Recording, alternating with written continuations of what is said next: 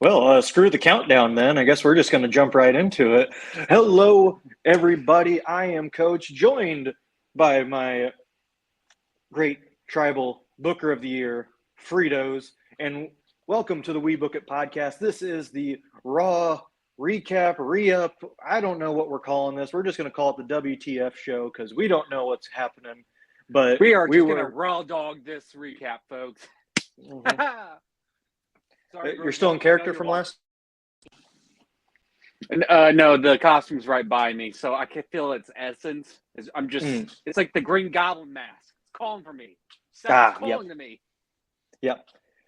He's calling you weak, Fritos. He's calling you weak-minded. Just like how the Bears are. Ayo. Ooh.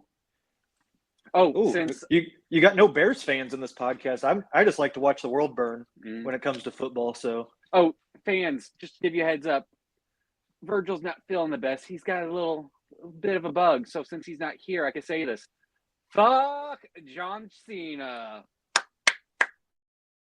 Woo! Well, there's our one for the night. So yep. I hope it was worth it, Fritos. No, yeah. So even though Virgil is not with us tonight, he is still producing, and he is letting his powers be known by muting Fritos. I love it. All right, I feel like CM Punk. This is bullshit. All right, let's jump right into it, Fritos. So Raw is from Hershey, Pennsylvania. For tonight's showing, we get a recap of last week with what happened in the IC title match between Jey Uso and Braun Breaker, and the new in to pretty much ruin that. Then we see Friday Night SmackDown, Jey coming out and ruining the tag team title match for the new Bloodline against the Motor City Machine Guns. That leads us to Jey coming out of the crowd once again.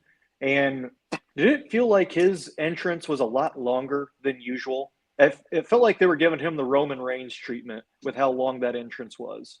They are, especially, they're trying to keep that main event Jey title to his name. So I figure they need to do that. But at least his entrance is more whimsical and fun and interacting with the crowd.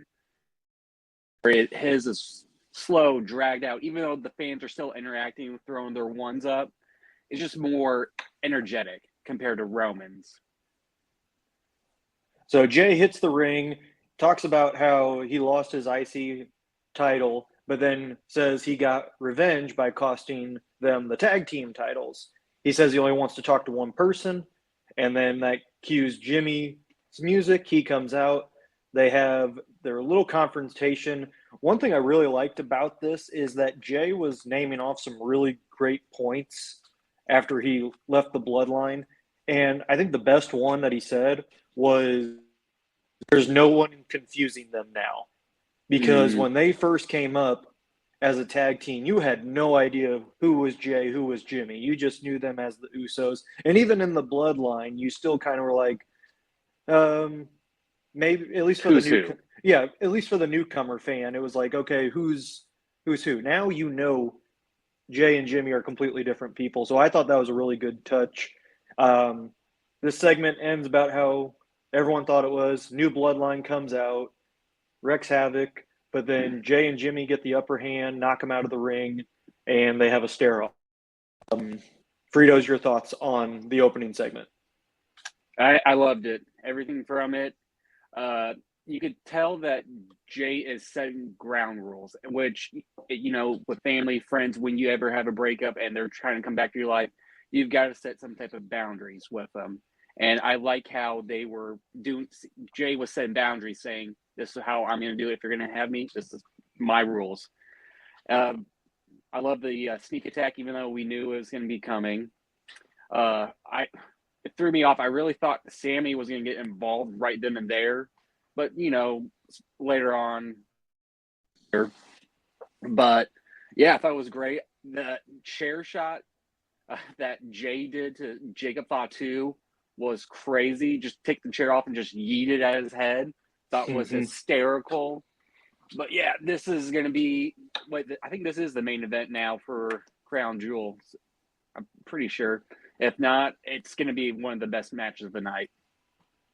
Yeah, there were a couple crazy spots tonight on Monday Night Raw. Usually you don't see that. Usually you see maybe one or two, but I had a couple written down where I was like, "Oh wow, that's actually something noteworthy." We get a quick shot of the Crown Jewel Championship, and of course you have the handlers with the white gloves and everything. So here's my thing with that: they have the white gloves on and everything, like making it seem important. We never see them actually touching it. Mm-hmm. So the gloves are pretty much useless. It's just touching the case. Yeah. I noticed that tonight. That's my one pet peeve right now. I was just like that if we want to treat this like the Stanley Cup, at least bring it handle it like the Stanley Cup. Thank you. I've been saying that. You haven't been here, I think, I'm saying that, but thank you. You're treating it like Lord Stanley or the Lombardi. Make it someone hold it. Make someone that's special hold it or something. But whatever. I digress. We move on. Then we go to our second match of the night coming out of a commercial break. Actually, we get a promo from Rhea Ripley first, talking about how she is still coming after that women's championship, calls out Raquel and Liv. So nothing really new there. Then we also get Dominic Mysterio looking for Adam Pearce. He finds him. And I guess I should also include phone with Nick Aldis, ticked off that the new Bloodline is here. And he says, we agreed on Jimmy coming. We did not agree on these other guys showing up. And thus, Dominic comes up, says, who's my opponent? Pierce just already ticked off at the night, says, I don't want to hear it. Damian Priest is your challenger. And walks away. And then Finn gets a little bit of jealousy about it, and it shows a little bit later on in the night, but backstage segment. Yeah, they're slowly planting the seeds that everyone's going to be breaking up in the new Judgment Day, street trash, whatever you want to call them. Thank God. Once Rhea and Damian left, it has no substance. It has no soul. It has no charisma in their group. So, yeah, it's time for them to break off, do their own things. So, yeah, let's just move along, kick them out. I'm ready for it. Then we go to the ring where Ludwig Kaiser is already there waiting for Sheamus, and a pretty good between these two. You can never be disappointed with Sheamus in the ring. One of my favorite spot from that was he had Kaiser up out of the ring, looked like he was going to power bomb him into the announce desk. Kaiser counters into a guillotine choke, and then while he's in the guillotine, Sheamus just rams Kaiser into the steel steps and breaks the hold. Again, that's one of those spots where I was like, man, that's actually really cool. I like how they designed that match. They go back and forth. Sheamus hits his usual moves.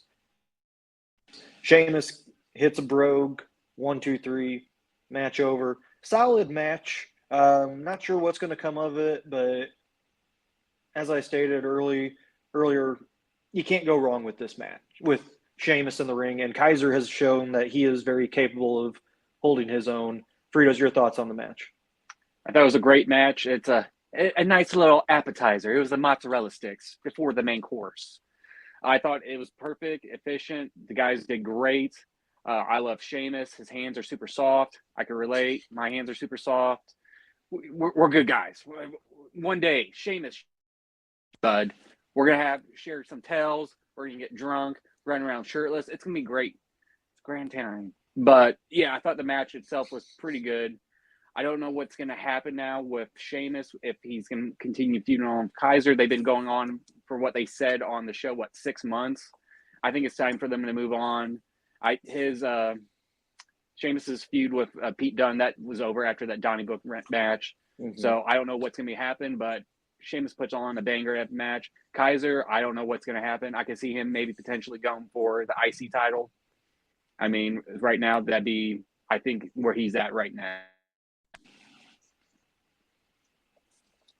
Yeah, I think both of these guys are working their way towards that IC title because Kaiser needs that mid card title first to show what his potential is if he's going to be a world heavyweight champion. And then Sheamus, the IC title is the one thing missing that he has never won. Mm-hmm. And they alluded to that on the broadcast. Wade Barrett and Joe Tessitore talked about that. So maybe that's in the cards for Sheamus going forward.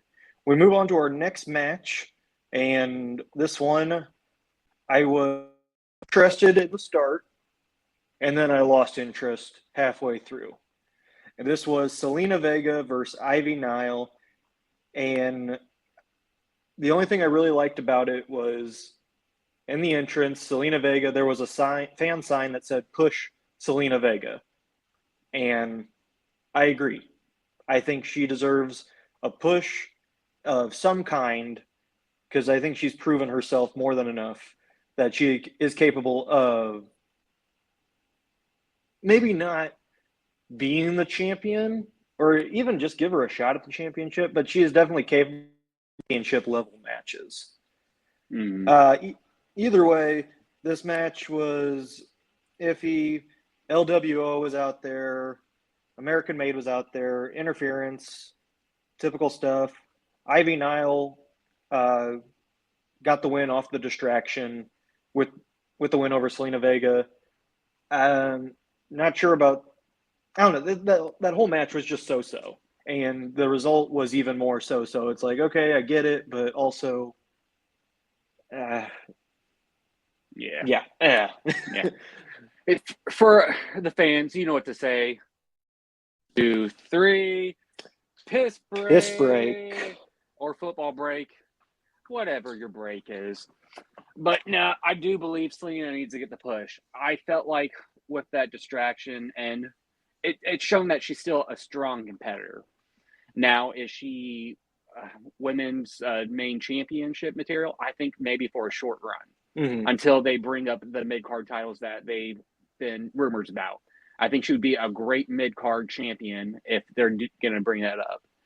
But I mean, right now with the women's championship situation, I think right now if Liv still retains, I say have her go after it. I mean, just if you have another match like Rhea against her, you know who's going to win. Rhea's going to overpower. It's Jade, it's Bianca, it's not. You know they're going to overpower. At least right now, there is a slight chance with Liv, with their size being similar, height, weight, and all that, and their moves. It's going to be a closer match, and it's going to be way more believable. So if they're going to do the push, I say do it now. Agreed. The one thing I will say, at least somebody from American Made did get the win because they should have won in the tag team #1 contenders tournament, but I digress. But yeah, so match. We then get a promo from Gunther, the Ring General, and he basically compliments Cody, and then all of a sudden backhand compliments him with about not being a good champion, being the secondary champion, and how he always has to bring his friends into it, and he happens to bring Randy Orton into this one, and he says, we'll settle our differences Friday night, and Ludwig Kaiser versus you and Randy Orton. And then the brilliant end to the promo, he says, but before you go out there, make sure you talk to Randy and you ask him, hey, what does it feel like when you get choked out by the ring general? Because that's what's going to happen to you at Crown Jewel. And I was like, oh, mic drop. Beautiful. Beautiful way to end that promo. Same. I thought it was beautiful. Everything is effective. It's typical Gunther, ring general. He gives you a compliment, then he shits on you every single time. I love it. I'm just looking forward to their match in general on Saturday.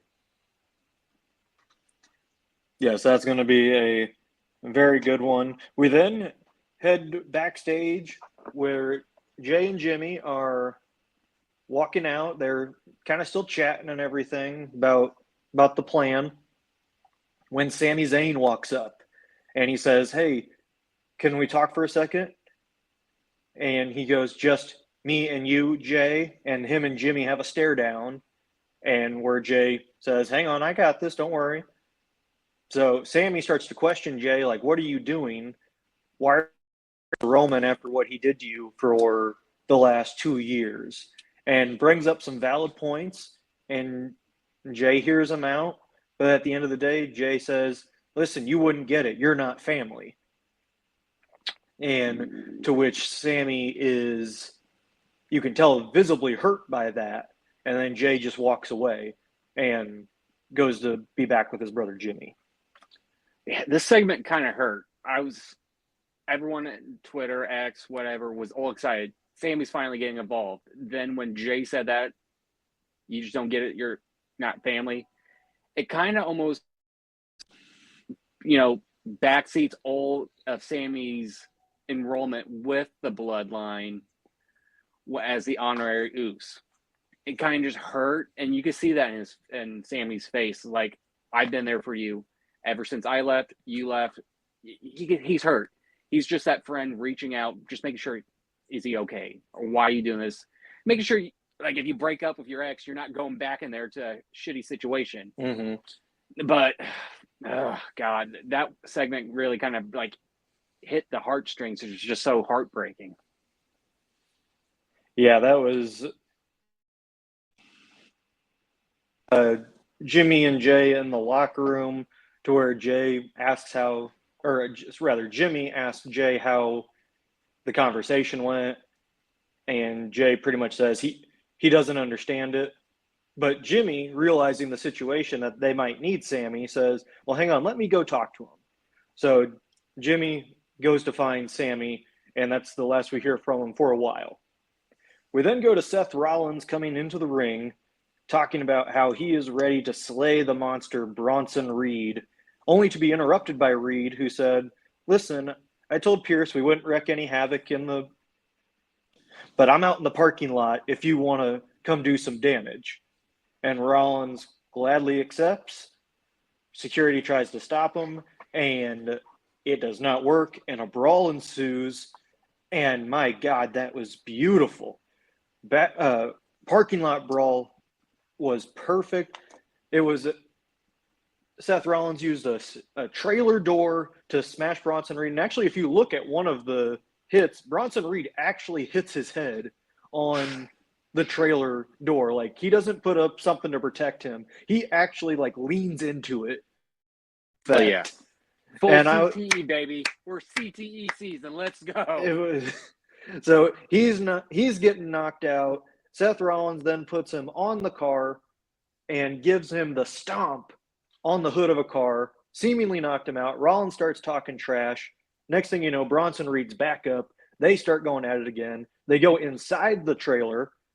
And then from there, Bronson Reed throws a loaded trash can at Seth Rollins, perfectly timed, by the way, because Rollins literally turned around at the perfect time as the trash can hit him in the face. So props to them for that. Only for Reed to hit a Death Valley driver onto a couple of tables outside, and then Reed gets up unfazed by what just happened and walks away while everyone's out to treat Seth Rollins. Perfection. Yeah, I got nothing. Perfect. I mean, everything. This feud is literally money. I want this feud to go on for a couple more months till, Punk's back. Then eventually, Seth and Punker can go at it. But yeah, everything's perfect. The one thing I've got a question is, for every wrestler, why are you going in the parking lot with every single time you go in the parking lot or go backstage with him, bad things are going to happen. Do you guys not remember him and Strowman smashing a car? Jesus Christ. I get it. It's entertaining, folks. It's scripted, but let's be smart here, folks, for a second. Be like, no. You can come in here. You come in here. I'm not going out in your territory. No.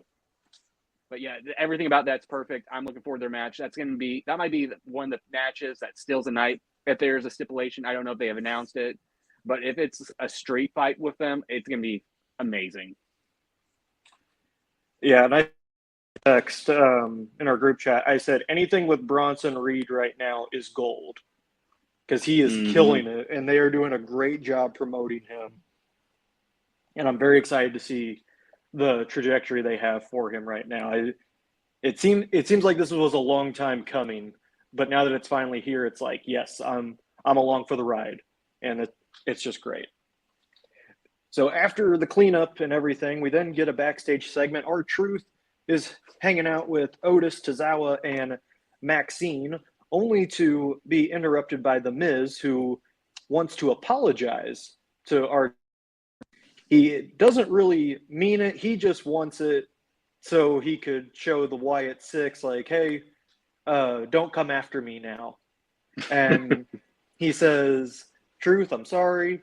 And R-Truth seemingly says all is forgiven, and they do their signature awesome Truth dance, only for R-Truth to smack the Miz across the face. And he says, and I quote, good luck with the Wyatts, y'all are gonna die, and walks away.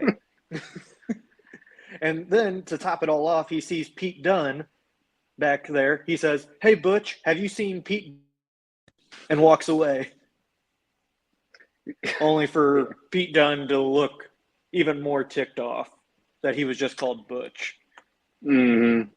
So we know R-Truth and Pete Dunne's next feud. It's going to be them two after that. Short one, but everything about this is comedic gold.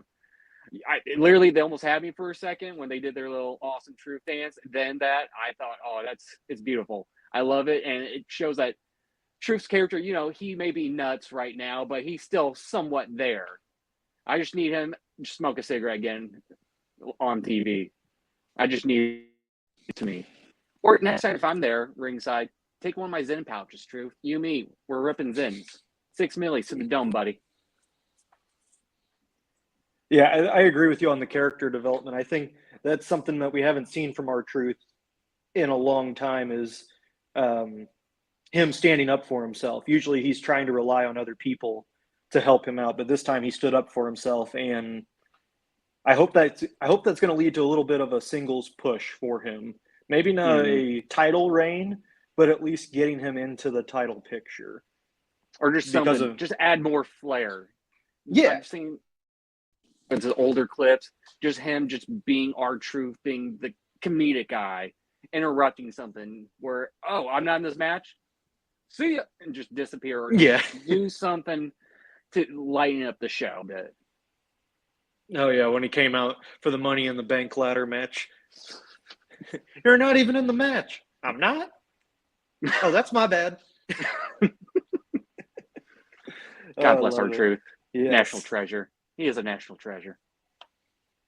So after all that, we go to the ring. We get set for the tag team #1 contest between LWO, New Day, and the War Raiders. And this match, I think, stole the show tonight. I think it was the best match on the card. A lot of fun spots. I liked the War Raiders throwing Dragon Lee into the crowd of people because why not? That's funny. Mm-hmm. And it also demonstrates their power. Did also like the development of Xavier Woods' character. He was using some heelish tactics to try and get a win. The crowd responded by booing him. He didn't appreciate that. He gets their spotlight, and during the final parts of the match, we get Kofi Kingston.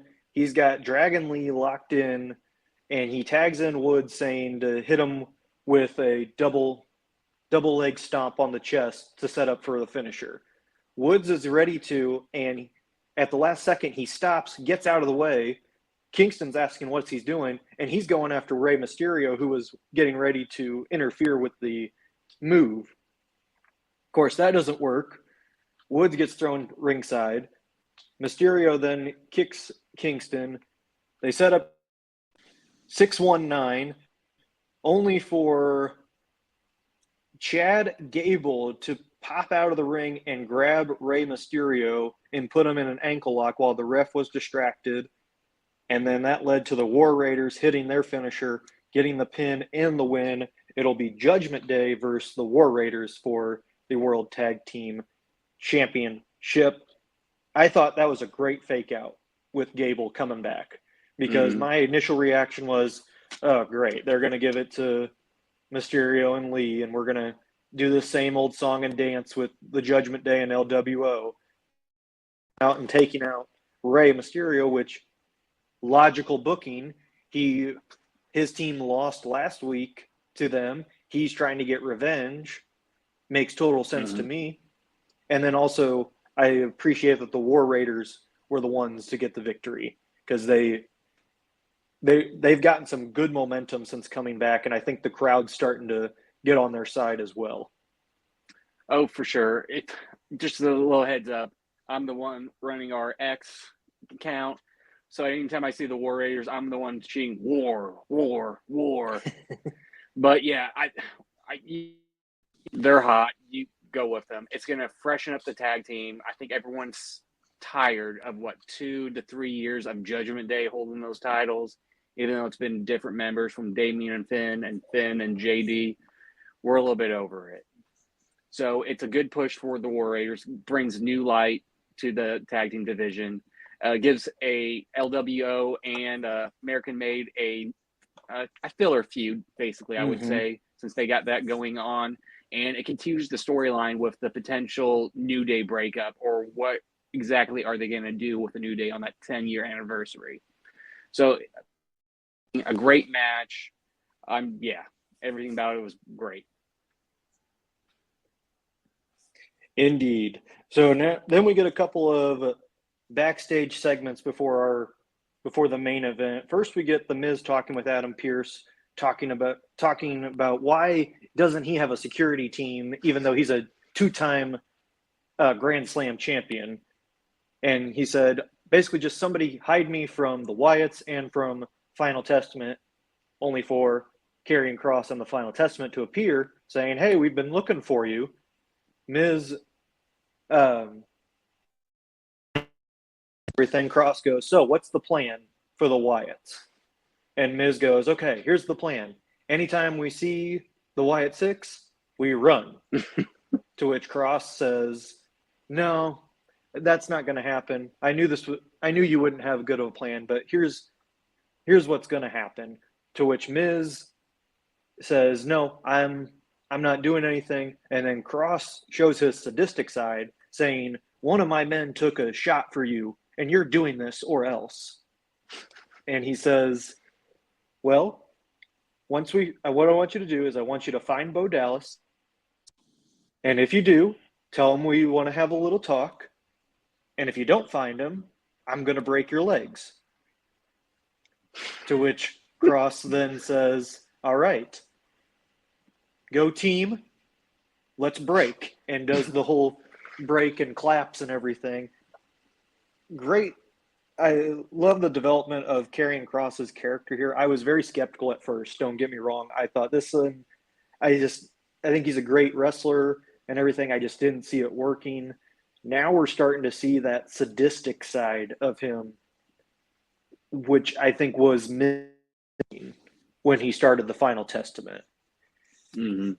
And he showed it there, and I think that's just going to be great for a future run for him.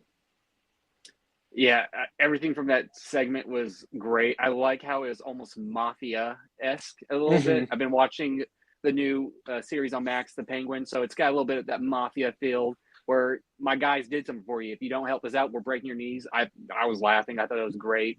It's bringing more character out of Karen, other than just him being that backstage guy, starting stuff and, where we said, like, where everyone's becoming a heel. At least now we've got some more substance with the Wyatt Sicks, and I think it's going to bring out the best in both of them currently right now. So I'm looking forward to this feud. It gives Miz something more to do other than the Awesome Truth, because that was getting a little stale. So now this is going to elevate him, brings a little bit more history and lore with him and Bo Dallas. So, yeah, this is going to be great. This is going to be gold. Yes, great rivalry in the works right there. The final backstage segment that we get is, once again, Jimmy looking for Sami. He's asking some security guys, hey, have you seen Sami? They say no. Outside into the parking lot, stops, and you can see he's looking at something. He just shakes his head to where Jay comes up and says, hey, did you find Sami? And Jimmy tells him to quiet down. And we zoom in to see Solo in a car riding shotgun talking to Sami. And to which Jay says, looks like family's all we got right now. And they walk away. Not sure what we're going to get out of this. I am very intrigued. That was a nice curveball thrown into this. It was. Like I said, I've been saying it for, a little bit now. I want Sami involved. He's the honorary Uso.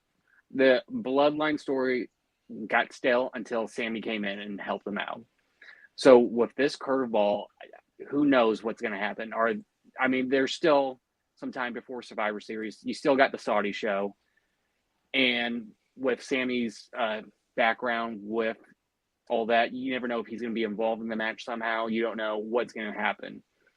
So, yeah, it's just a lot of factors, which is making Survivor Series one of those sneaky shows that you just don't. But I also liked how they were kind of being sneaky, kind of like Schoolyard, like you looking at your buddies, seeing if they're going to get away with getting in trouble or seeing whatever the stupid shit they were doing back then. Mm-hmm.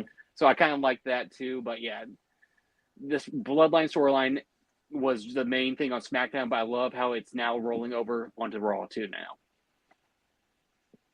Yes. So now we get to the main event, which is Damian Priest versus Dom Mysterio. Mysterio hits Priest before the bell rings, and then we get some back and forth offense. Priest is in control for most of the match. And right after Priest pretty much bulldozes Mysterio over the announce desk to where I'm pretty sure Joe Tessitore dropped a holy shit. And they edited it out because there was a brief pause after you hear Tessitore go, holy, and then sound just went blank. So I think they got the 7-second delay ready just in case that was going to happen. Because, he sent him flying over that announce desk. So Mysterio's in trouble. Then typical Judgment Day fashion, JD McDonagh, Carlito come out. They beat up Priest. Priest isn't affected. Liv and Raquel are distracting the ref. Priest then gets a chair and goes to town on Carlito and JD McDonagh, which I like how they pointed out. Wade Barrett did a great job on commentary pointing this out. Because usually in the past, when somebody uses a chair in a match, even if it's against outside interference, it's an automatic DQ. But Wade Barrett specified, he said, well, he can do whatever he wants to Carlito because he's not actually in the match. So I was like, genius way to put it in a nice little bow of like, okay, this is why this is allowed right now. That's why the ref's not calling for the match. He's technically still within the rules of the match. And thought that was really, really good. Priest then tries to get Liv and Raquel away. He's distracted, to which Dominic Mysterio rolls him up and goes 1, 2, 3 on Damian Priest. And Priest is shocked, and as is everyone else in the building. Nobody saw that win coming. And Dominic Mysterio, he's celebrating, to which, again, this was the spot to where I was like, this was, again, genius, because we don't see this all the time. Damian Priest, a babyface, ticked off that he just lost to a heel by heelish tactics, decides to get revenge by absolutely destroying Dominic in the ring with a chair, with 2 choke slams, a South of Heaven, and continues to beat him up. He steps out of the ring twice, back in. Carlito comes in trying to help. He takes some more chair shots. They show Liv and Raquel in, like, they just see somebody, they're watching Dominic die pretty much, is what they're seeing. And The crowd is chanting one more time for each chair shot. They finally get Dom out of the ring, and Judgment Day, of course, is trying to be like, oh, yeah, he won and everything. And Priest, I loved this about how he did his character, was just gave a sarcastic clap and was like, congratulations, and then points to JD, hey, you're next. Love it. It was so unexpected, but so perfect at the same time. I felt like we should have seen this coming. Just the fact that they kept kind of teasing it too, like, what, you don't think I can win? You don't think I win? It's that little underdog story. But more than anything, it shows that Triple H has got faith in Dom. I don't think he's going to be a world heavyweight champion now. We've talked about it. I give him another 3 to 4 years, and he will be a world heavyweight champion. But for right now, this helps develop the storyline of the Judgment Day, Street Trash, whatever the hell you want to call them, breaking up. Finn, yeah, because if you notice, Finn was not out there to help, where usually he's the one out there calling the shots and what to do. Exactly. So this is just going to put a wedge between them and just carry on that storyline. So for just a main event I wasn't really looking forward to, but for future storylines, I'm in for it. Break them up. Let's see what they all got to do separately. I'm down for that. Sorry, I just got distracted by watching the Giants try and run the polecat offense on a 2-point conversion. You up for a pin, bud? Get distracted like that again. I know, right?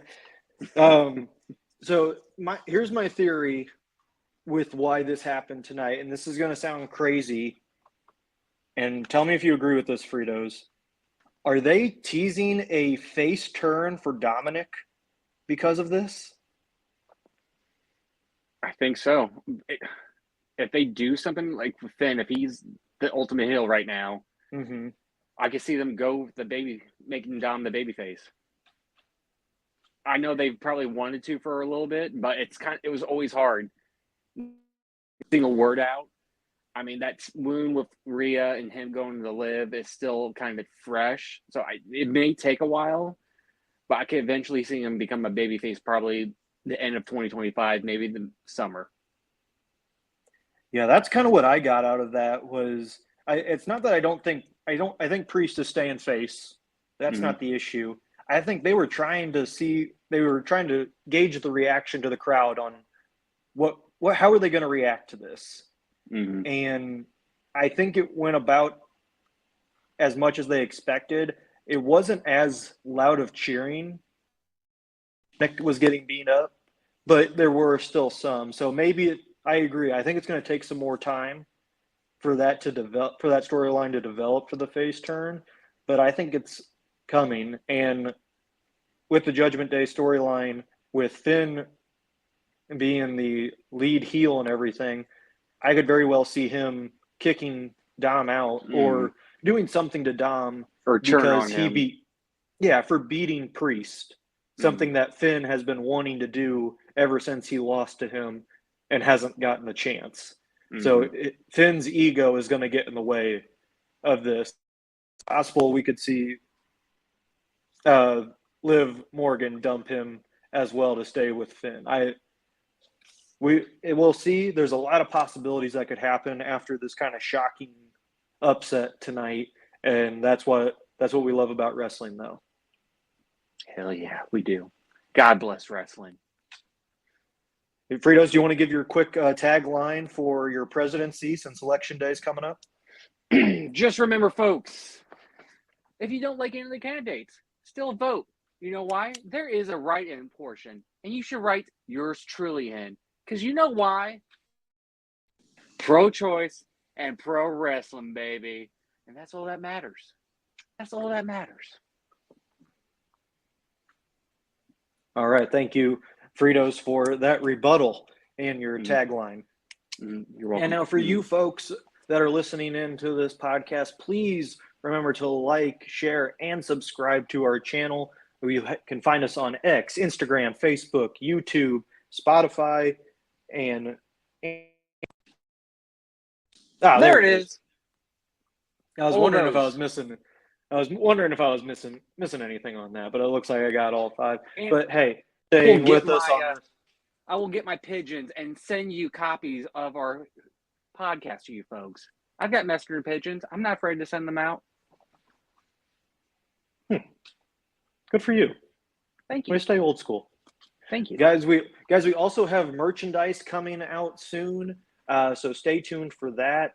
And we will provide links for when those become available. In the meantime, thank you for joining us for this Raw WTF show, recap, roundup, however you want to put it. Raw Dog and Mondays. Ooh, marking that one down. Oh, I like that one. Yeah, what do you think about that, Virgil? I can make shows too, bud. Yeah, you got muted.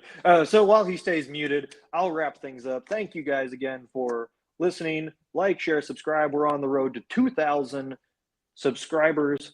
For Fritos, I am Coach, and for our producer, Virgil, thank you. And we will see you guys next time on the We Book It podcast.